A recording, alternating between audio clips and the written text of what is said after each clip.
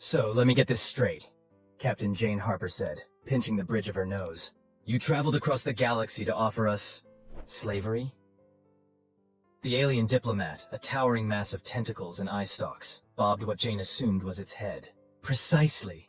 Isn't it wonderful? Jane exchanged glances with her second-in-command, who was clearly fighting back laughter. She cleared her throat. And in exchange for becoming your slaves, we get peace? Eternal peace, the alien corrected enthusiastically. Its tentacles waved in what might have been excitement, or indigestion. Who could tell with these squid-faced interlopers? Right, eternal peace, on a planet we no longer control, because we're slaves. The alien's eye stalks swiveled in confusion. You seem dissatisfied with our generous offer. Perhaps I should explain the benefits of slavery. Oh, please do, Jane replied, her voice dripping with enough sarcasm to fill the Mariana Trench. I'm dying to hear how being owned by space calamari is going to improve my life. As the alien launched into what was undoubtedly a well-rehearsed sales pitch, Jane found her mind wandering. She thought about the years humanity had spent preparing for first contact, the technological advancements, the cultural sensitivity training, the painstaking efforts to appear civilized and worthy of joining the galactic community. And now this, slavery with a smile. And that's why our whips are 30% more ergonomic than the leading competitors, the alien concluded triumphantly. Jane blinked. I'm sorry, I must have dozed off somewhere between indentured servitude and ergonomic whips. Could you repeat that last bit? The alien's tentacles drooped slightly. You're not interested? Gee, what gave it away? Jane's second-in-command muttered. Jane shot him a warning glance before turning back to the alien. Look, Mr. What did you say your name was? Glogdor the Magnanimous, conqueror of 1,000 worlds, bringer of chains and eternal peace. Right, Gloggy. Can I call you Gloggy? The alien's skin flushed a deep purple. I would prefer. Great. So, Gloggy, here's the thing, Jane continued, ignoring the alien's sputtering protests. We humans have this funny little quirk. We're not big fans of slavery. In fact, we kind of have a history of violently opposing it. Glogdor's eye stalks drooped further. But the eternal peace! Yeah, about that, Jane said, leaning forward. We've got a counteroffer for you. How about you turn that fancy spaceship of yours around? Go back to wherever you came from, and we'll consider that our eternal peace. The alien's tentacles began to writhe in agitation. This is most unusual. No species has ever rejected our offer before. Jane's second-in-command snorted.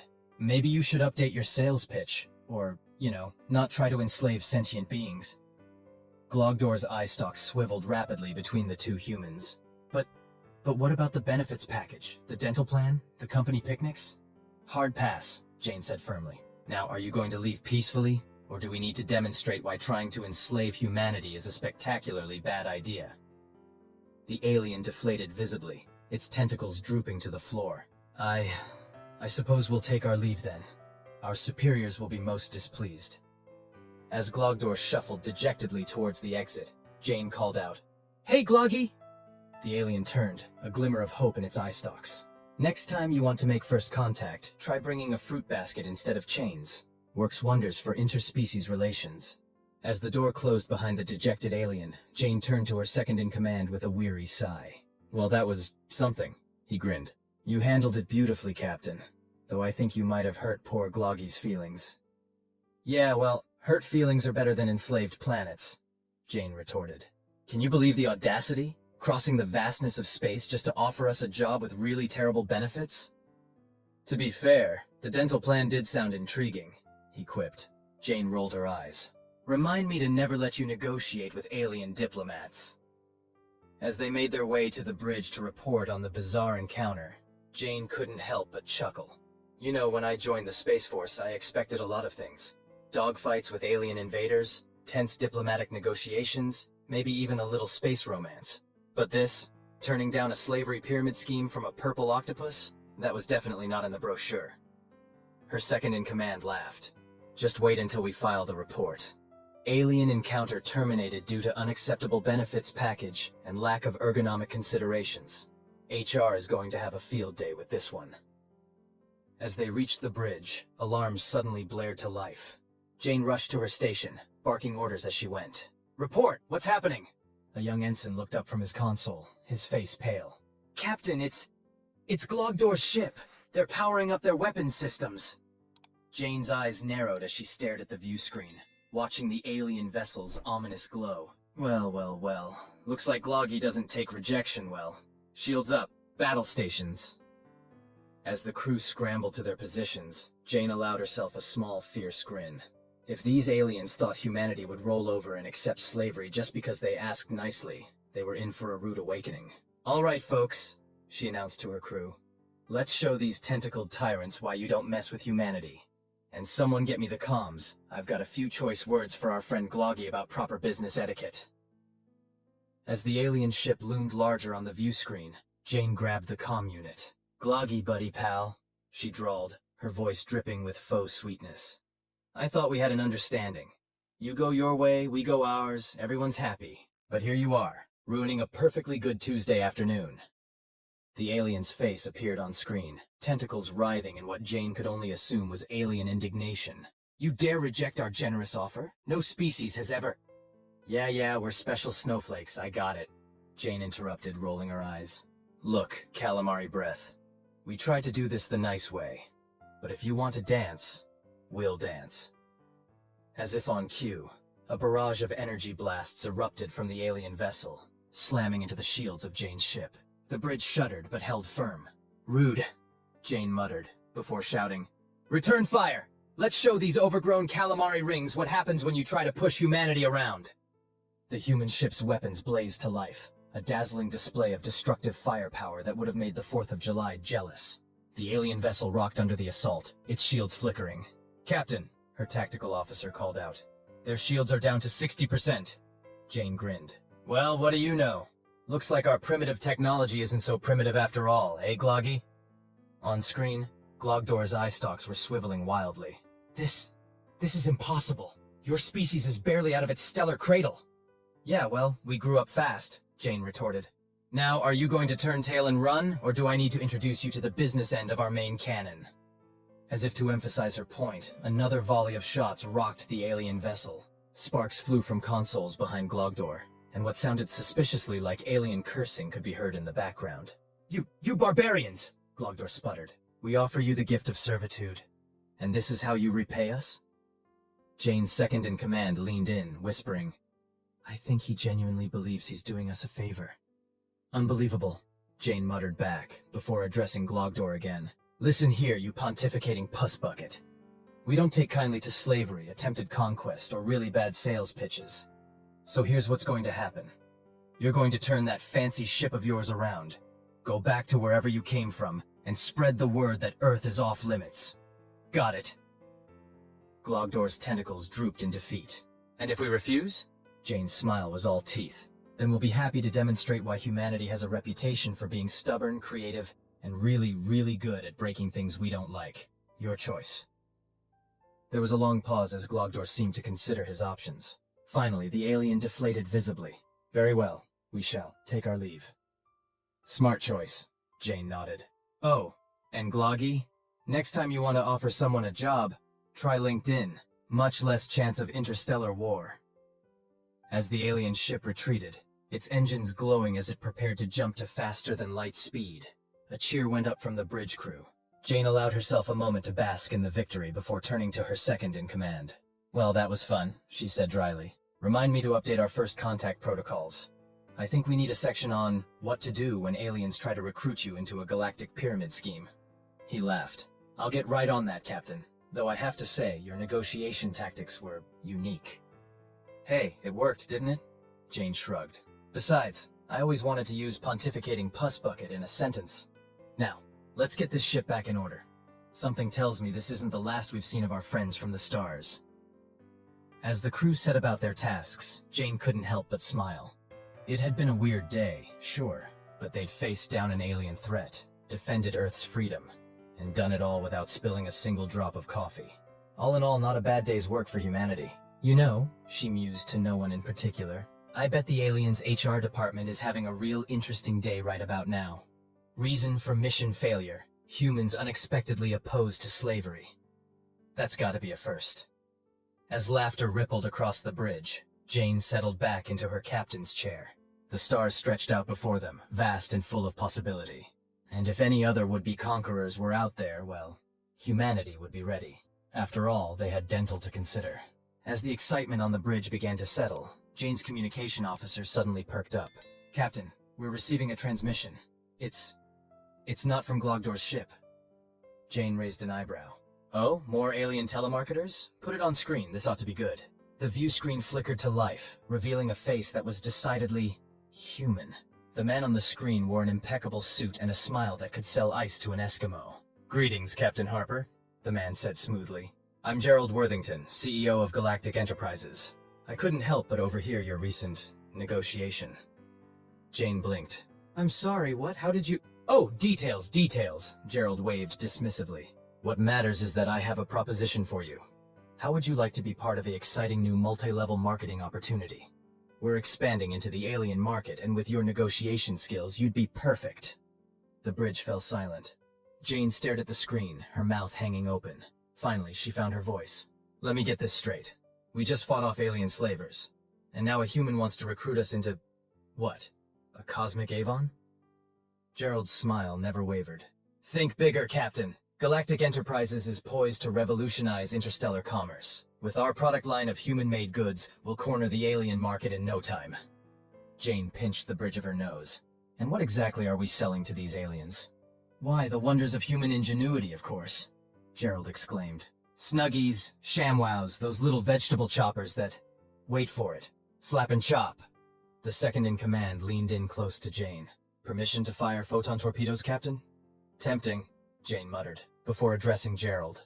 "Mr. Worthington, while I appreciate your enthusiasm, I'm afraid we'll have to decline. We're a bit busy defending Earth from alien invasions at the moment." Gerald's smile faltered for the first time. But think of the potential! You could be a diamond-level space consultant in no time!"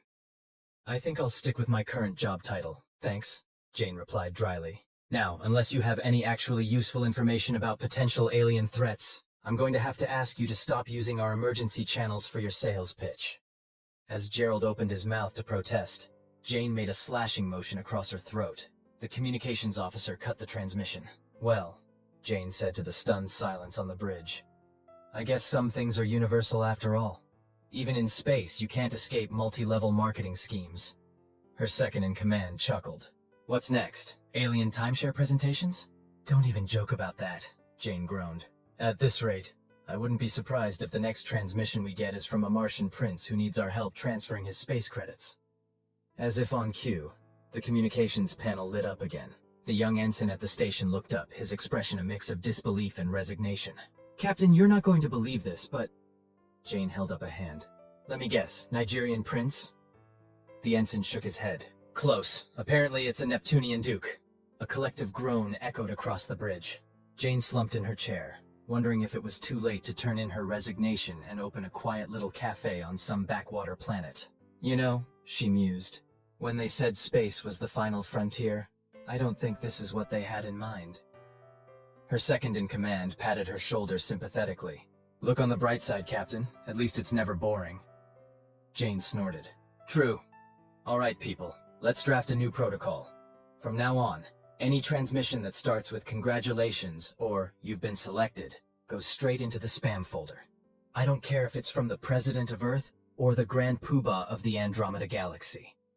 As the crew set about their tasks with renewed vigor, and more than a few chuckles, Jane couldn't help but smile. Sure, the universe was vast and full of wonders, but it was also, apparently, full of beings trying to sell you something. Some things, it seemed, truly were universal. She leaned back in her chair, eyes fixed on the star-studded expanse before them. "Well, universe," she murmured. "Bring it on. Whatever you've got. Slave traders, pyramid schemes, or interplanetary spam. Earth is ready. Just maybe give us a break for lunch, okay? Even defenders of galactic freedom need a sandwich break now and then." With that, Captain Jane Harper, newly christened defender against both alien invaders and cosmic con artists, settled in for whatever the universe decided to throw at them next. After all, in space, no one can hear you scream. But they can apparently still try to sell you a timeshare. As the bridge crew settled into a wary vigilance, monitoring for any new transmissions or potential threats, Jane's second-in-command approached her chair with a datapad in hand. "Captain," he said, his voice a mix of amusement and concern, "you might want to take a look at this. It seems our little encounter with Glogdor has gone viral." Jane raised an eyebrow. "Viral? What do you mean?" He handed her the datapad. "Apparently someone on board recorded your conversation with Glogdor and uploaded it to Galactube. It's got over 1 billion views already." Jane stared at the screen in disbelief. There she was, in all her sarcastic glory, telling off an alien slaver with all the finesse of a bulldozer in a china shop. The comments section was a riot of alien and human reactions, ranging from cheers of support to outraged huffing from what appeared to be Glogdor's species. "Well," Jane said slowly, "I guess that's one way to announce our presence to the galaxy. Think they'll make t-shirts?" Her second-in-command grinned. "Already happening, Captain. Earth, where alien slavers get served, is trending on Facebook." Jane groaned. "Fantastic, I always wanted to be a meme. What's next, action figures?" As if on cue, the communication panel lit up again. The long-suffering ensign looked up, his expression a mix of confusion and resignation. "Captain, we're receiving a transmission from Earth. It's a company called Hasbro." Jane's head hit the back of her chair with a thud. "You've got to be kidding me." The view screen flickered to life, revealing an enthusiastic marketing executive. "Captain Harper, we've seen your incredible video, and we have an amazing opportunity for you. How would you like to be the face of our new action figure line? Galactic Defenders, Earth's sassy saviors?" Jane stared at the screen, her expression caught between disbelief and hysterical laughter. What?" The marketing exec continued undeterred. "Picture this. A Captain Jane Harper action figure, complete with witty one-liner sound chip. Press the button and hear classics like, 'Slave this, Squidface,' and 'I've seen better offers in a spam email.'" The bridge erupted in poorly suppressed laughter. Jane's second-in-command was practically doubled over, tears streaming down his face. Jane took a deep breath, trying to maintain some semblance of professionalism. "While I appreciate the offer, I'm afraid I'll have to decline. We're a bit busy defending Earth from potential alien threats." The exec's smile never faltered. "But think of the merchandising potential. We could have a whole line. The snarky captain, the level-headed second-in-command, the exasperated communications officer." "End transmission," Jane said firmly. The screen went black, leaving the bridge in a moment of stunned silence before laughter broke out again. Jane turned to her crew, a mix of amusement and exasperation on her face. "All right, listen up. New protocol. We are not, under any circumstances, signing any merchandising deals, appearing in commercials, or endorsing any products. I don't care if it's for action figures, breakfast cereals, or alien chia pets. We're here to defend Earth, not become the next big thing in galactic pop culture. Got it?" A chorus of "Yes, Captain" rang out, punctuated by poorly suppressed chuckles. Jane slumped in her chair, rubbing her temples. "You know, when I signed up for this job, I thought the biggest challenge would be navigating asteroid fields or negotiating peace treaties. Nobody mentioned anything about fending off interstellar marketing departments." Her second-in-command, finally regaining his composure, patted her shoulder. "Look on the bright side, Captain. At least we're making a good first impression on the galaxy. Nothing says 'don't mess with Earth' quite like going viral for sass-talking an alien slaver." Jane couldn't help but crack a smile. "I suppose you're right. Though I shudder to think what the next alien encounter will be like. They'll probably expect a stand-up routine along with the photon torpedoes." As if the universe itself had a sense of humor and terrible timing, the ship's sensors began to beep urgently. The tactical officer's eyes widened as he read the incoming data. "Captain!" he called out, his voice a mix of excitement and trepidation. "We're picking up a massive energy signature. It looks like a ship, but it's huge, like dwarfs a small moon huge." Jane straightened in her chair, all traces of humor gone from her face. "Battle stations, everyone. Looks like we might have another customer for Earth's special brand of hospitality."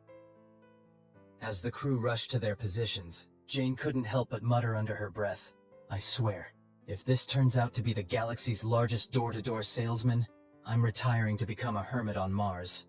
The massive ship loomed into view on their screen, its sleek design unlike anything they'd seen before. As they watched, a transmission began to come through. Jane took a deep breath, squaring her shoulders. "All right, folks, let's show the galaxy what Earth is really made of. And someone please make sure we're not accidentally live-streaming this time. The last thing we need is for this to turn into an intergalactic reality show." As the alien transmission began to clear, the bridge crew of Earth's first line of defense prepared to face whatever the universe had in store for them next. Be it friend, foe, or overzealous marketing executive. The view screen flickered to life, revealing a sight that made the entire bridge crew blink in unison. Instead of the expected alien visage, they were greeted by what appeared to be a giant floating brain. Tendrils of energy pulsed around it, and in the center, two piercing eyes regarded them with unmistakable intelligence. For once, Jane found herself at a loss for words. The brain creature spoke, its voice resonating directly in their minds. "Greetings, humans of Earth. We are the Cerebrans, guardians of galactic knowledge. We have observed your recent interactions with other species."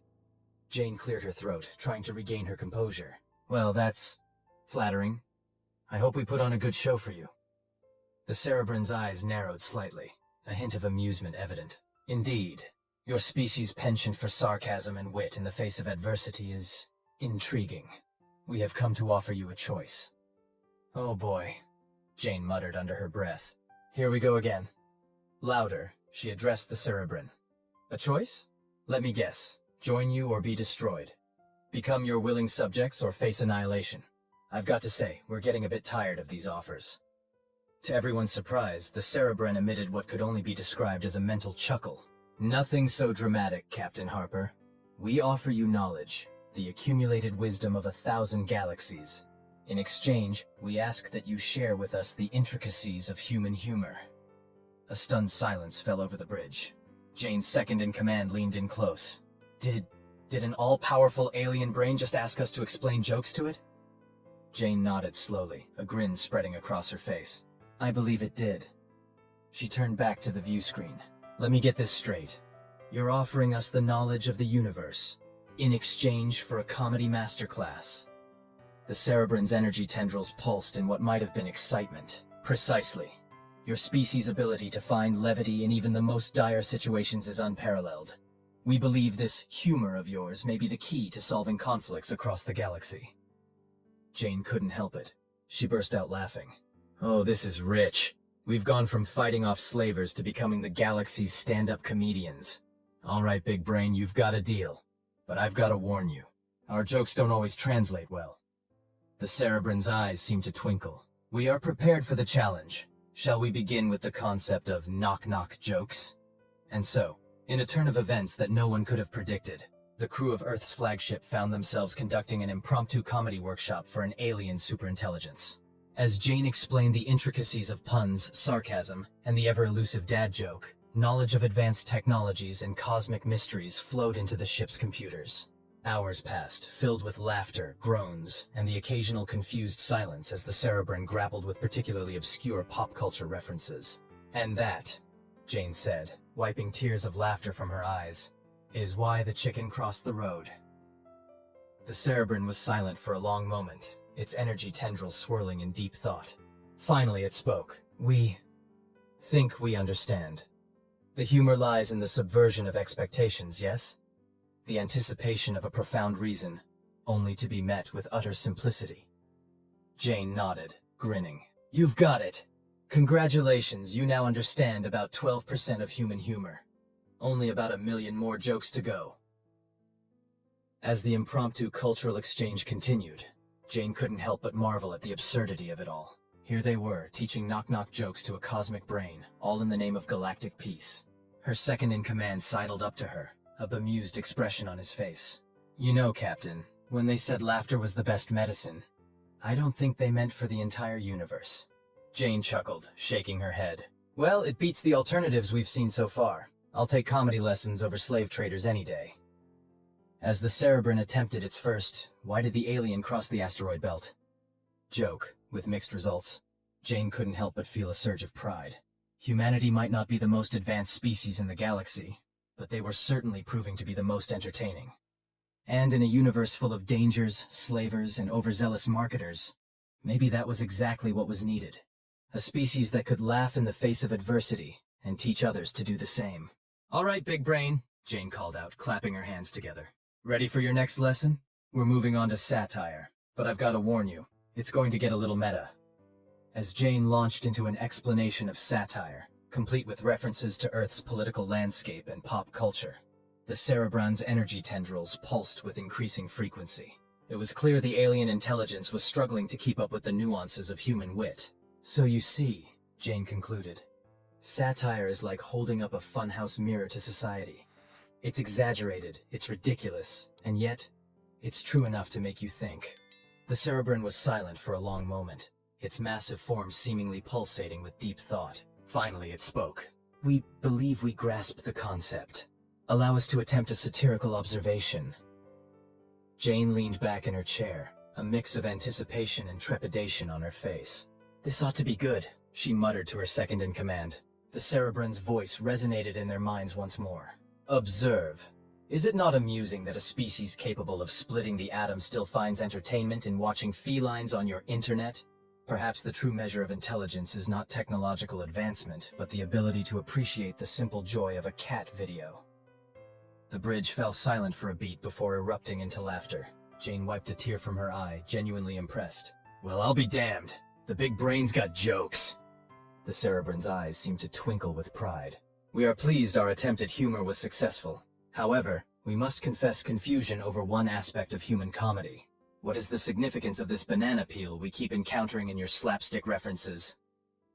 Jane opened her mouth to explain, then paused, a mischievous glint in her eye. You know what? I think this calls for a practical demonstration. Who's up for a little performance art? Her second-in-command groaned. Captain, please tell me you're not thinking what I think you're thinking. Oh, I absolutely am. Jane grinned, already heading for the ship's galley. Someone get me a banana and a camera. We're about to give the Cerebrands a crash course in physical comedy. What followed was a series of increasingly elaborate pratfalls, each met with confused silence from the Cerebrand and stifled giggles from the crew. Jane slipped on banana peels, walked into bulkheads, and even attempted a spectacular pie-in-the-face gag, with mixed results in a very messy bridge. As Jane picked whipped cream out of her hair, the Cerebrand finally spoke. We believe we understand. The humor derives from the unexpected physical misfortune of others, combined with the inherent absurdity of the situations. Fascinating. Glad you enjoyed the show, Jane said, attempting to maintain her dignity while covered in pie filling. Any other aspects of human humor you'd like us to demonstrate? Maybe we could explain puns next. I've got a few that are out of this world. The Cerebrand's energy tendrils suddenly pulsed rapidly, its massive form shimmering with what could only be described as excitement. Captain Harper, we believe we have had a breakthrough. Your species' ability to find humor in all situations, even potential cosmic threats, is not just entertainment, it's a survival mechanism. Jane blinked, caught off guard by the sudden shift. Come again? Don't you see? The Cerebrand continued, its mental voice brimming with enthusiasm. Your humor allows you to process and cope with the unknown, to face adversity with a smile. It's not just a cultural quirk, it's an evolutionary advantage. The bridge fell silent as the implications sank in. Jane's second-in-command whistled low. So you're saying our bad jokes might actually save the galaxy? The Cerebrand's eyes seemed to smile. Indeed. We believe that by spreading humor throughout the cosmos, we may be able to foster understanding between species, diffuse conflicts, and perhaps even prevent intergalactic wars. Jane leaned back in her chair, a slow grin spreading across her face. Well, I'll be damned. When I joined the Space Force, I never thought I'd end up being a cosmic comedian. But if it means saving the galaxy, I guess I can take a few more pies to the face. As the crew began excitedly discussing the implications of their newfound galactic purpose, Jane couldn't help but chuckle to herself. They had set out to defend Earth and somehow ended up with the loftiest mission of all, teaching the universe to laugh. All right, everyone, she called out, clapping her hands to get attention. New mission parameters. We're not just explorers anymore. We're not just defenders. We are now officially the galaxy's jesters. Our prime directive? Make the cosmos crack up. As cheers erupted across the bridge, Jane turned back to the Cerebrand, a twinkle in her eye. So, big brain, ready for your next lesson? I think it's time we introduced you to the art of the dad joke. Brace yourself. It's about to get gloriously groan-worthy in here. And so, as the massive Cerebrand ship and the comparatively tiny Earth vessel drifted together in the vast expanse of space, a new chapter in galactic history began. One filled with laughter, groans, and the occasional pie to the face. After all, in a universe full of wonders and terrors, sometimes the best defense is a good punchline.